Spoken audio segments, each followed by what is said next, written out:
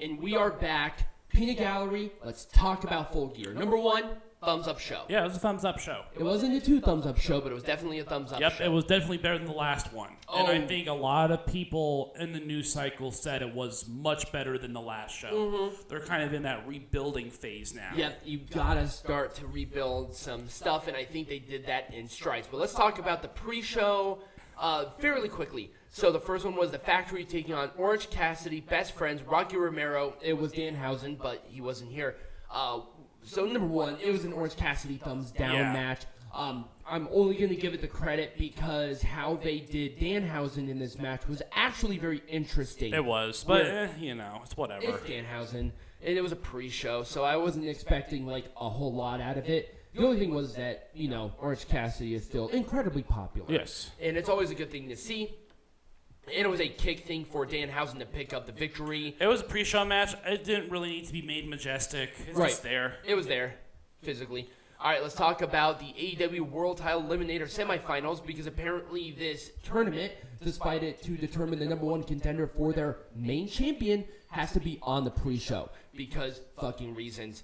We have Brian Cage and Ricky Starks. The match itself, I'll give Orange Cassidy thumbs up. It wasn't a bad match.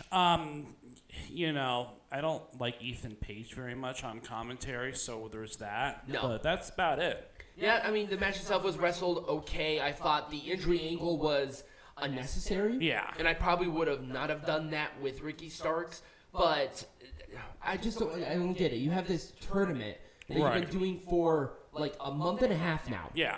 This is for the world champion. Why wasn't this on the main show if you were going to do this? Also, why wasn't the finals and Full Gear? I don't know. I would have gotten it then, but no. The finals are next week on Dynamite. Yeah. Okay. What the fuck? Anyway, it was Rochambeau for Ricky Starks to win. It looks like they might be building with Starks, which I am okay with overall. Yeah. Whoa. I do not know why that one is all the way down there. That should be up here. There.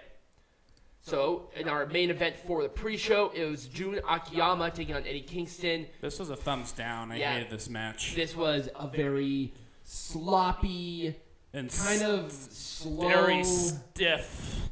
It didn't feel like they planned anything. It was just a whatever sandwich. And I get it. Kingston, he was influenced with Akiyama, but Akiyama needs to not. Right. Like, seriously. It was a very stiff match. Yep, it was a shuriken for Kingston to win. At the very least, he won. Yeah. If Kingston lost to Akiyama in this, he's pretty much dead in the water. But Kingston is still very popular with the fans, so at the very least, they put him on the show. But, once again, did this really have to happen? No.